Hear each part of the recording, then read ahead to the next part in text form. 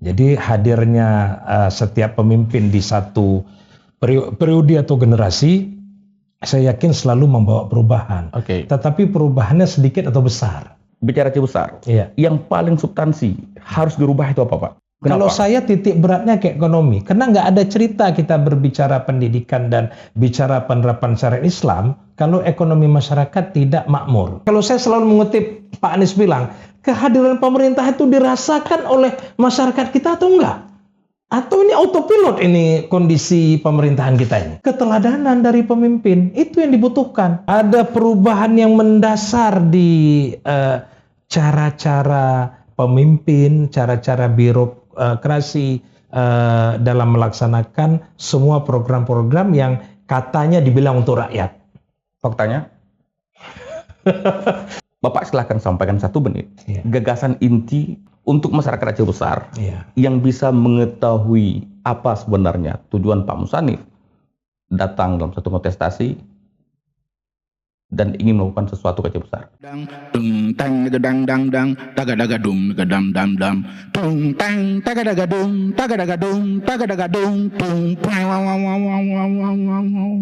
Pro Justisia.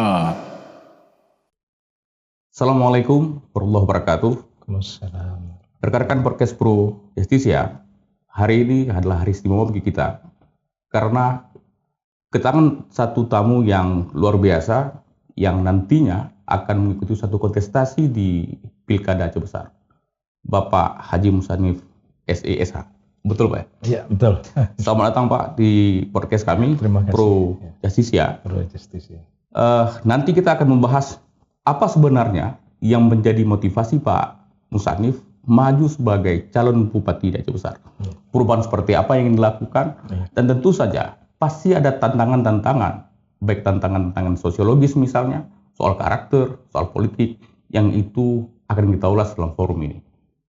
Pak Muzanif, pertama terima kasih sudah hadir dan berdiskusi dengan kami dan juga nanti dengan publik di Aceh Besar. Saya ingin langsung saja, sebenarnya apa yang menjadi motivasi Pak Muzanif? Karena kita tahu Bapak yang pertama sekali mendeklar diri sebagai calon bupati di Aceh Besar. Silakan, Pak. Pertama rekan-rekan Pro Justisia yang dimuliakan Allah. Ada satu ayat suci Al-Quran, Bismillahirrahmanirrahim, wa ma khalaqtul jinna wal insa illa liya'budun. Bahwa Allah tidak menciptakan jin dan manusia kecuali untuk beribadah kepada Allah. Ibadah yang dimaksudkan bukan hanya ibadah mahdah, tapi ada ibadah ghairu mahdah. Bukan hanya sholat, puasa, zakat, tapi seluruh segi kehidupan kita ini pada dasarnya adalah untuk beribadah kepada Allah. Termasuk berpolitik, termasuk kita mencari rezeki, termasuk kita berumah tangga. Nah, itu dasar daripada kenapa juga akhirnya dalam dunia politik, walaupun saya masuk bukan dengan cita-cita, masuk dunia politik ini lebih kepada kecelakaan. Apa kecelakaannya? Saya dibawa oleh abang saya waktu itu ke kantor P3.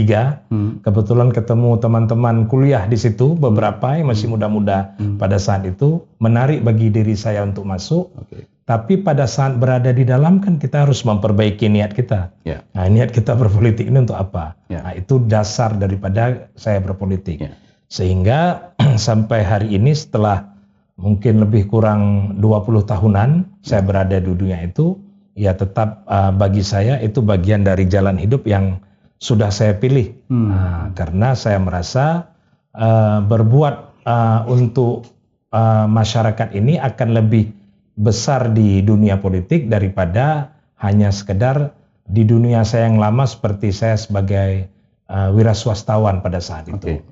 Begitu mungkin kurang lebihnya. Baik.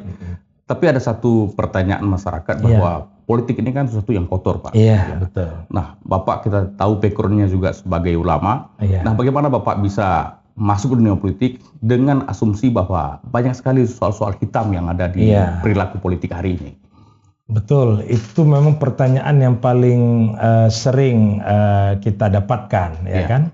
Tetapi pada dasarnya kan itu kembali kepada niat kita tadi. Pada niat kita, bagaimana kita memahami politik itu sendiri. Bagi yang memang niatnya untuk bukan untuk masyarakat banyak, untuk misalnya memperkaya diri sendiri, atau untuk mengurus kelompoknya sendiri, ya memang begitulah yang dia pahami politik itu. Ya kan? Sementara kita tidak memahami itu karena Nabi sendiri kan mencontohkan dia sebagai pemimpin sebuah pemerintahan pada saat itu. Dia juga seorang Nabi dan Rasul. Buktinya dia bisa memimpin bukan dengan cara-cara yang dipahami oleh masyarakat sekarang politik itu kotor. Dia bisa berjalan dan diteruskan oleh para sahabat beliau dan diteruskan oleh juga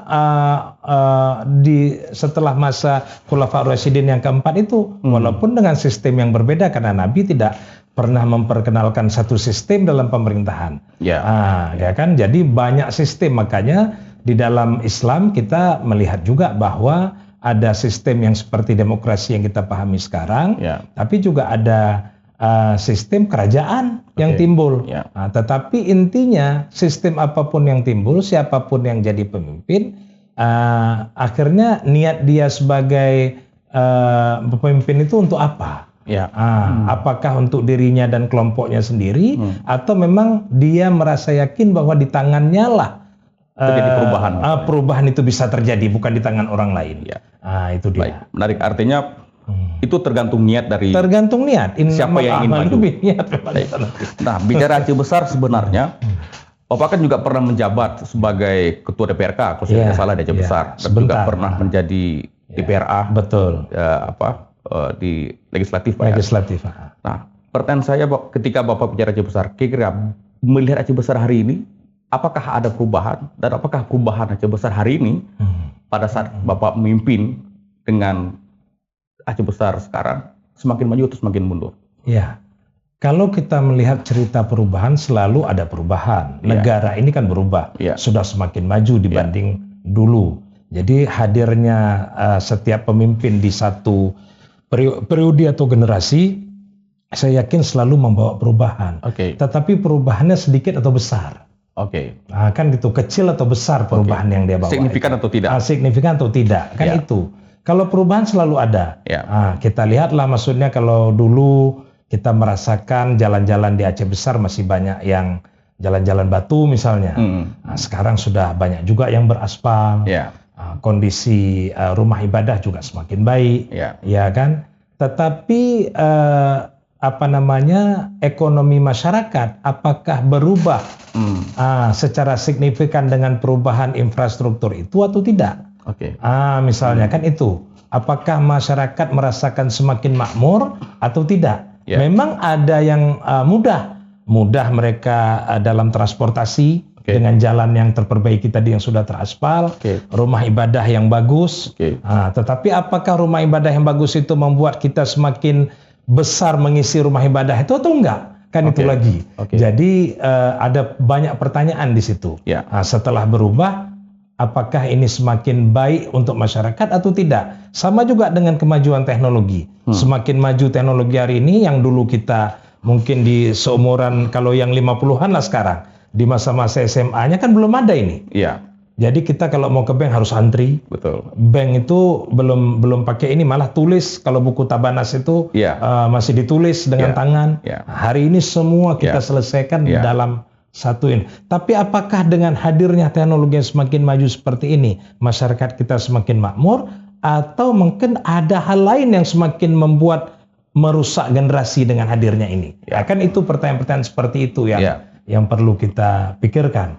Ini terperbaikinya infrastruktur jalan, terperbaikinya infrastruktur lain-lain, apakah membuat lebih makmur? Apakah cara bercocok tanam masyarakat kita dengan hadirnya banyak sarjana pertanian sudah berubah? Atau cara bercocok tanam petani kita masih seperti 100 tahun yang lalu?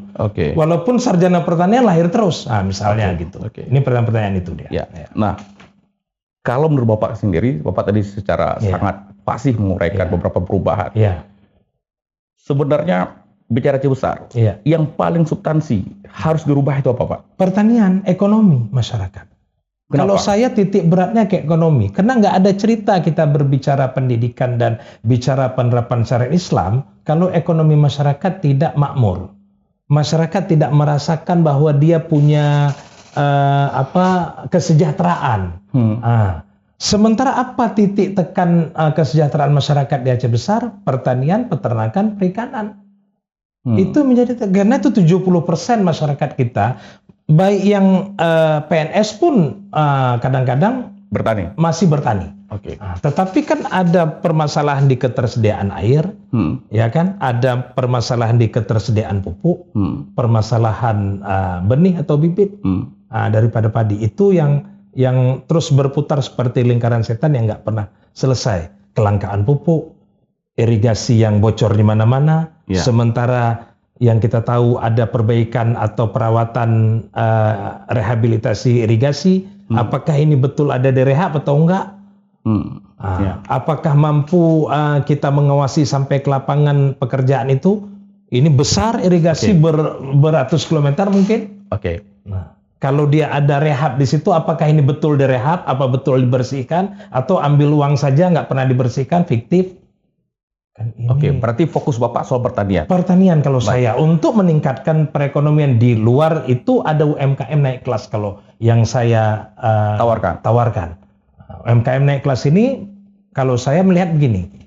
Kadang-kadang kan sering kita lihat dari dinas-dinas di kita ini sering melakukan pelatihan-pelatihan kepada kelompok-kelompok masyarakat. Kalau ibu-ibu misalnya pelatihan buat kue misalnya salah satunya. Itu yang paling sering. Setelah kita latih dia, ada nggak pernah kita menindaklanjuti pelatihan itu? Misalnya kan memberikan sedikit permodalan. Padahal mungkin modal yang dibutuhkan kecil, tapi kita nggak pernah kasih. Sehingga setelah selesai pelatihan ya selesai. Proyeknya selesai, kegiatannya selesai. Sekedar pelatihan? Sekedar, tapi kan tidak ada tindak lanjut, tidak membawa mereka makmur. Tapi kalau diberikan sedikit mungkin permodalan mungkin 5 juta rupiah, yang nggak besar-besar kali. Mereka sudah satu kelompok ada 15-20 orang sudah bisa memulai pekerjaannya buat kue itu, ya kan, dan atau segala macam lah. Sehingga pada saat mereka nanti butuh permodalan lebih besar lagi, kita bilang sama perbankan kita, kan Aceh Besar salah satu pemegang saham di Bank Aceh. Wahai Bank Aceh, kalau 10 juta ke bawah bisa nggak usah pakai agunan. Hadir pemerintah di situ. Ini kan kehadiran pemerintah. Kalau saya selalu mengutip Pak Anies bilang, kehadiran pemerintah itu dirasakan oleh masyarakat kita atau enggak? Atau ini autopilot ini kondisi pemerintahan kita ini? Tapi kan pemerintah ada strukturnya Pak, ada dinas, kemudian juga ada badan tertentu yang diberikan mandat. Betul. Tapi soalnya, apakah ketidakmampuan pemerintah itu di soal perencanaannya, atau gagal pada tahapan pelaksanaan, atau memang abai soal pengawasan? Kalau perencanaannya bagus sekali, dinas masing-masing sudah jelas tupoksinya apa, ya kan? Tetapi dalam pelaksanaan, dalam pengawasan satu lagi. Pada dasarnya kan pemimpin itu kan dia bagaimana mengeksekusi perencanaan yang sudah dibuat. Setelah itu diawasi apakah anggotanya bekerja atau enggak. Ini jadi kepala dinas mau apa? Mau cari uang?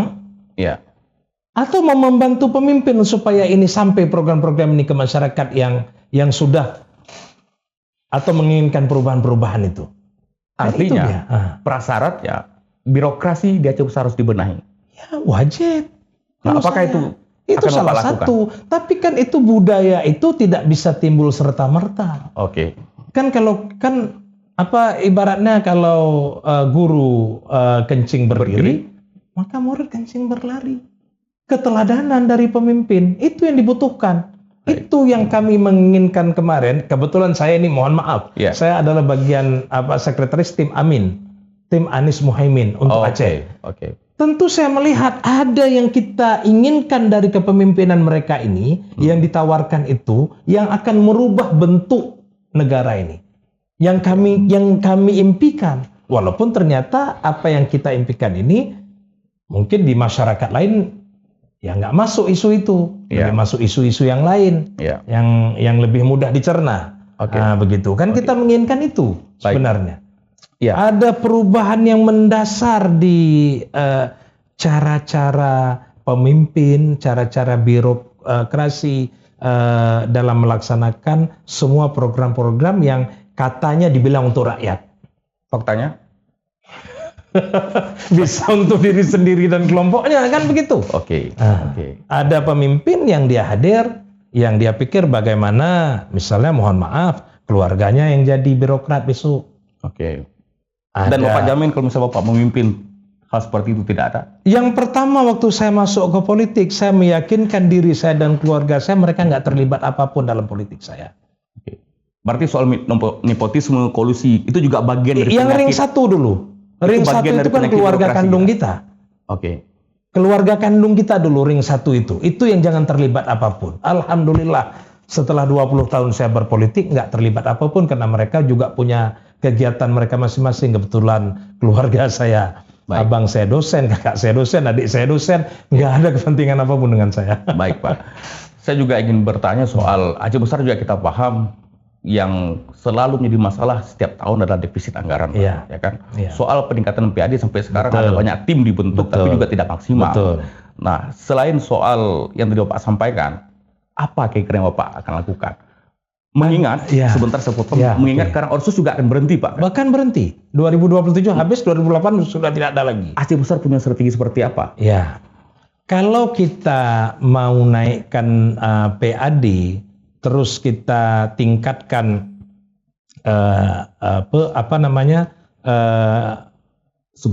sumber-sumber pendapatan kita di masyarakat, sementara kita tahu masyarakat belum makmur, ini juga jadi masalah. Jadi masalah pasti. Ya kan? Kalau saya melihat begini, apakah pemerintah pusat sudah adil dalam membagi uangnya untuk kabupaten kota yang ada di seluruh Indonesia? Selama ini bagaimana proses perjalanan anggaran dari pemerintah pusat masuk ke provinsi dan masuk ke kabupaten kota? Bagaimana kita melihat? Apakah sudah adil atau ada deal-deal politik di belakang itu? Kalau saya memahami setelah saya berada di DPRK, di DPRA, selalu ada deal-deal politik.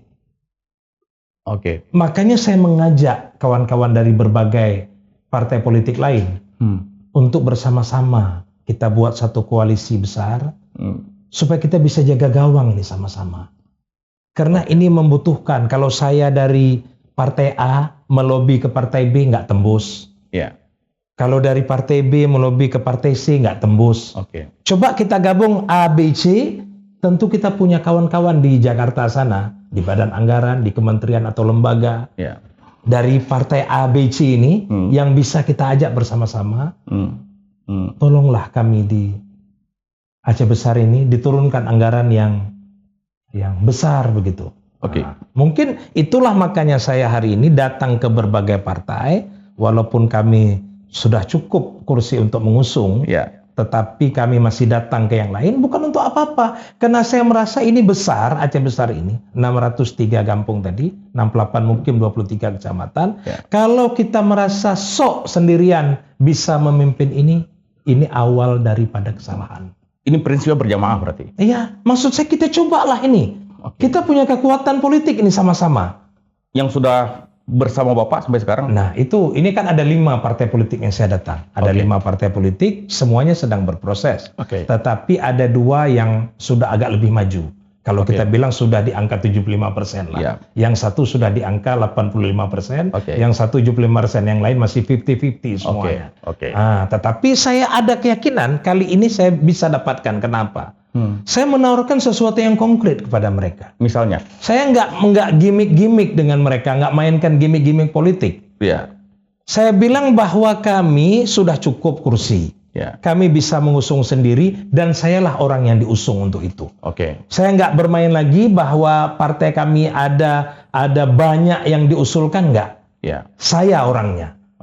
Nah, saya punya rekam jejak politik yang Anda semua tahu karena kita pernah sama-sama di DPRK, pernah sama-sama di DPRA, dan hari ini semua terbuka. Kalau di search nama kita di Google itu nampak apa yang sudah pernah kita kerjakan.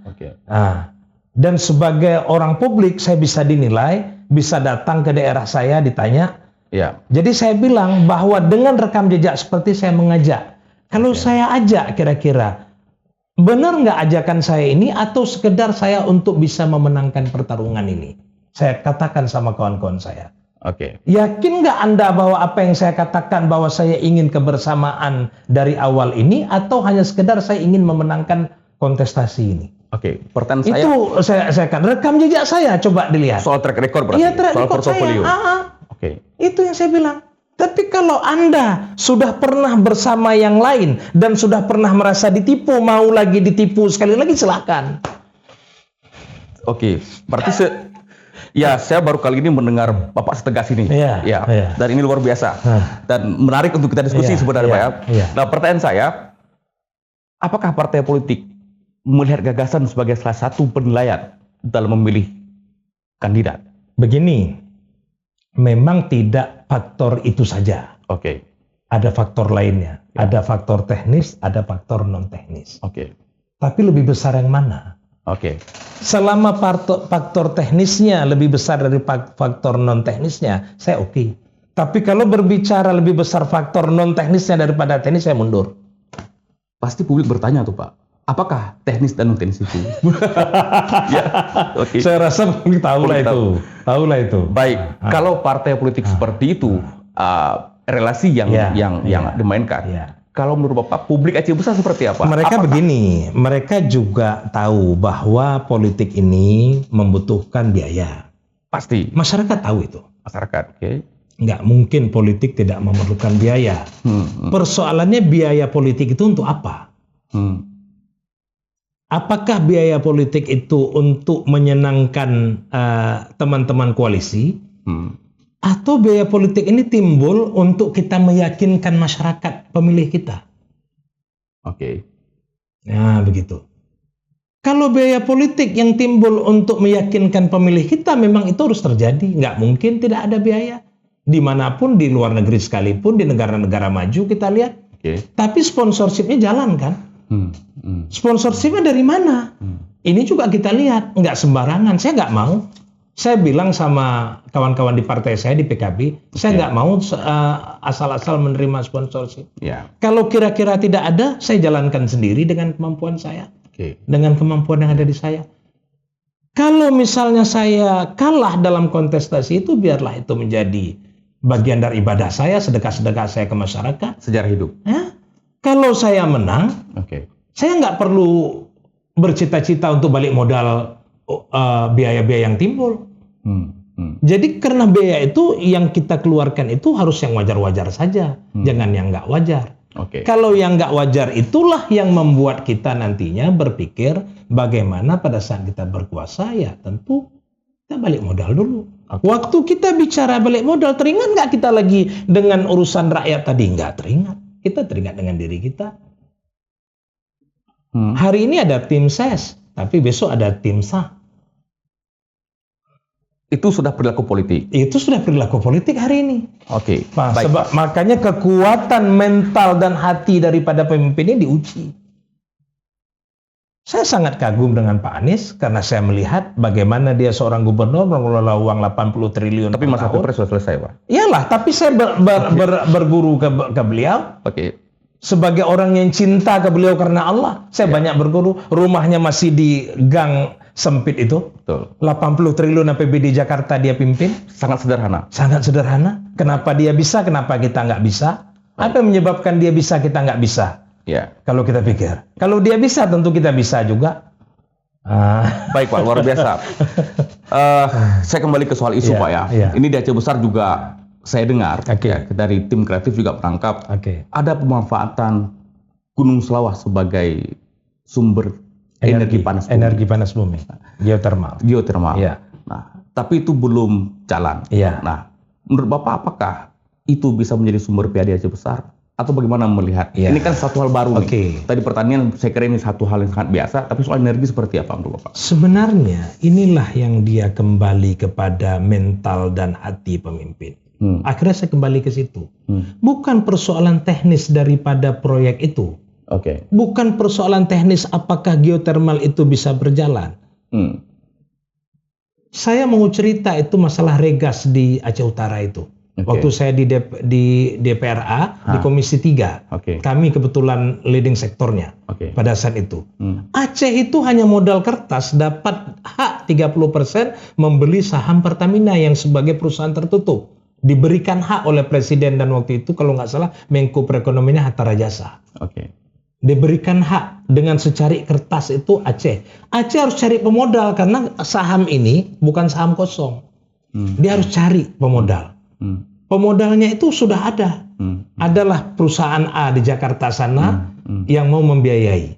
Dia bisa beli saham itu dengan harga kalau nggak salah saya hampir 500 M.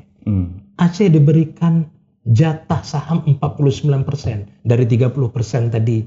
Oke. Yang bisa dibeli saham Pertamina tadi. Pengendalinya mereka. Wajarlah mereka minta pengendali, mereka yang mengeluarkan uang. Aceh modal kertas kok, kita dikasih 49%, luar biasa. Tapi apa yang terjadi? Dalam pemerintahan kita pada saat itu minta supaya Aceh jadi pengendalinya 51%. Nggak mungkin kita bilang harus ada keikhlasan kita dulu, jalan ini dulu proyek ini, mereka sini. Jangan nanti ini berjalan Aceh nggak dapat apa-apa. Ternyata betul seperti yang kami bayangkan. Itu Regas berjalan terus sampai hari ini. Kalau nggak salah saya udah 10 tahun. Iya. Aceh dapat apa? Nggak dapat apa-apa, nol. Saham ini nggak bisa dieksekusi, 30% itu Pertamina jalan sendiri terus. Si swasta nggak bisa eksekusi karena pemerintah, bukan ke swasta ini diberikan hak 30% itu ke pemerintah Aceh. Tapi kan mereka yang punya modal, mereka yang punya uang. Karena bukan saham kosong diberikan ke Pertamina, oleh Pertamina pada pemerintahan Aceh. Inilah yang membuat harus ada keikhlasan hati pemimpin. Sama seperti tadi, kenapa geotermal itu, saya udah sampai ke Garut sana dibawa ke geotermal yang ada di sana. Tapi kenapa yang di Selawah nggak bisa jalan? Apa penyebabnya? Kenapa pabrik semen misalnya di Lawu nggak bisa jalan? Itu pertanyaan lagi. Apa itu semua itu? Apakah memang faktor teknisnya atau faktor hati pemimpinnya? Pemimpin yang kadang-kadang belum apa-apa udah nanya ini. Bagi saya untungnya apa? Itu sangat dia. Personal. Jadi kalau saya pikir selama itu bisa kita perbaiki persoalan kita dengan diri kita sendiri, insya Allah kalau saya. Tapi persoalan ini nggak mudah. Ngomongnya mudah. Oke. Dalam tataran praktis nanti akan dalam tataran praktis yang bukan. Karena kita banyak kawan, banyak tim ses yang sudah bekerja untuk menyukseskan kita sebagai pemimpin yang mereka nantinya juga punya kepentingan masing-masing. Saya juga pernah mendengar Bapak diusulkan menjadi salah satu calon di Banda Aceh. Iya. Kenapa Bapak memilih Aceh Besar? Padahal secara kompleksitas masalahnya mengurus Banda Aceh lebih mudah. Betul. Ada beberapa tokoh-tokoh masyarakat yang datang ke saya bilang kalau kami ibaratkan Banda Aceh itu janda juga tapi anaknya satu. Kalau Aceh Besar janda anaknya banyak. Susah ngurusnya. Begitu. Analoginya agak gitu. Kalau analoginya mereka ini katakan seperti itu. Tapi saya bilang saya punya kewajiban terhadap saudara-saudara saya, keluarga-keluarga saya, sahabat-sahabat saya, komunitas saya yang selama ini di Aceh Besar dia berada. Yang sudah memberikan kepercayaan suara kepada saya 3 periode di dalam legislatif. Kok tiba-tiba saya punya kesempatan memimpin harus memimpin orang lain? Mereka katakan bahwa nyo rumoh cikaderi, boco rata tagau. Tukang kandang adran tukang. Sudah ada tukangnya hari ini. Kok tiba-tiba adran hanya tim nepubut untuk nepedapnya, kok malah nepedap rumah orang lain. Rumah tetangga. Begitu. Itu yang mereka. Jadi memang saya punya tanggung jawab moral terhadap pemilih saya, terhadap komunitas yang sudah saya bangun, yang selama belasan tahun ini. Nah, itu yang membuat saya kenapa harus memilih walaupun dengan kompleksitas yang luar biasa. Yang saya bilang tadi mulai dari kaki Selawah sampai kaki Gerute, Pulau Aceh, Kerung Raya. Sampai ke Long. Baik Pak. Kebiasaan di Aceh Besar juga ada satu masalah yang sering terjadi ketika terpilih sebagai pemimpin. Itu soal kekompakan sama wakil bupati. Nah pertanyaan saya, apakah Bapak sudah punya calon wakil bupati? Dan apakah ketika punya nanti ada satu jaminan supaya tidak pecah tengah jalan? Karena publik belum tahu siapa sebenarnya calon wakil bupati yang Bapak akan panggil untuk membawa gagasan tadi. Ada beberapa yang masuk dalam list kita, tapi saya nggak suka untuk mempublish banyak nama seperti ada beberapa teman kita yang kadang-kadang mempublish banyak-banyak nama. Ya. Nanti misalnya kita publish 10 nama. Ya. Ternyata yang kita ambil orang ke-11 bukan di 10 ini. Di luar ring. Nah, di luar ring. Oke. Ya, jadi ini nggak baik bagi politik saya pikir. Oke. Soal etika. Jadi biar saja nama-nama yang ada itu di tim kami, kita godoknya. Oke. Ini sedang berproses. Ada mekanisme internal. Ada tokoh politik, ada tokoh non politik. Tentu ada kelebihan, ada kekurangan. Kalau tokoh politik sudah popularitasnya bagus, elektabilitasnya bagus. Nah, tetapi kadang-kadang mungkin kalau ibaratkan kursi dari 4 kaki, kadang-kadang 1 kaki udah patah. Nah, kalau ada yang seperti ini, mungkin masih bagus kakinya, tapi popularitas dan elektabilitasnya sangat kurang. Jadi tetap ada lebih kurang. Nah, ini sedang kita godok dalam tim kita. Kira-kira kalau kita ambil tokoh politik, ini punya dampak yang kuat nggak dengan perpecahan itu? Perpecahan bupati dan wakil bupati. Kalau kita ambil tokoh non politik, kira-kira lebih adem nggak? Itu sudah dihitung semuanya? Iya, kan kita sudah hitung. Kan kita banyak melihat. Ada satu daerah, kabupaten di Aceh juga, yang dia ambil wakil bupatinya dari birokrat. Ternyata aman 5 tahun berjalannya. Karena si birokrat tidak pernah mau melampaui pimpinannya. Saya lihat begitu. Tapi kalau tokoh politik, ini kan tokoh politik ini begini. Apa beda saya dengan dia, kan kira-kira selalu seperti itu ada. Jadi ini tetap dihitung. Di proses melengkapinya nggak jalan. Itu yang saya bilang tadi. Jadi sedang kami pertimbangkan dengan matang, ya kan. Mudah-mudahan kita bisa dapatkan yang benar-benar terbaik untuk mendampingi kita. Tapi tidak akan jadi ban serap. Begini, secara undang-undang pada dasarnya seperti itu, ya kan? Secara undang-undang. Tapi kalau kita mau fungsikan, misalnya kan kita lihat di tingkat nasional lah. Dulu misalnya waktu Pak Yusuf Kala menjadi wakil presidennya SBY, dia sangat berperan juga, karena diperankan oleh si presiden. Dan presiden nggak takut bahwa kalau diperankan ini si wakil akan melampaui popularitas dia, karena si presiden punya kekuatan sendiri dalam menjaga popularitasnya. Nah, ini harus ada keyakinan seperti itu juga. Nggak perlu kita terlalu takut. Saya pikir beginilah.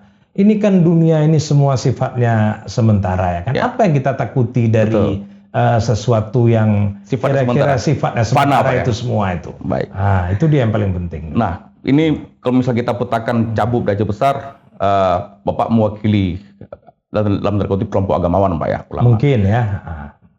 Ada soal juga di bawah itu, penegakan syariat Islam itu dianggap bertentangan dengan kelompok wisata. Bahkan sebagian menganggap wisata itu soal maksiat. Bahwa wisata itu bisa memberikan bala dan segala macam. Nah, bagaimana Bapak melihat antara kombinasi dua hal ini? Apakah penegakan syariat Islam bisa berjalan, wisata sebagai sumber pendapatan masyarakat juga bisa jalan? Wisata ini kan banyak. Salah satu kalau di Aceh saya pikir itu bukan hanya wisata yang sifatnya ke arah-arah maksiat itu. Ada wisata kuliner, ada kita kekuatan wisata bencana kita, bagaimana situs-situs tsunami itu kita nampakkan. Ada wisata religi kita. Jadi banyak hal yang bisa kita angkat, yang tidak harus kita masuk ke dalam ranahnya wisata yang kira-kira berpotensi melanggar syariat Islam. Saya pikir banyak. Jadi kalau kita mau gali sebenarnya kan banyak. Kalau kita mau gali dan betul-betul kita ini contoh. Tadi saya menghadiri salah satu kanduri akikah anak teman di pekuburan Glinim di daerah saya. Glinim itu sering sekali masyarakat datang ke situ sambil dia berdoa, berziarah sama dia, tapi sambil makan-makan dengan keluarganya. Sambil makan-makan duduk di situ, tapi fasilitasnya nggak ada. Jalan menuju ke situ nggak benar. Toiletnya nggak bagus, tempat sholatnya nggak bersih.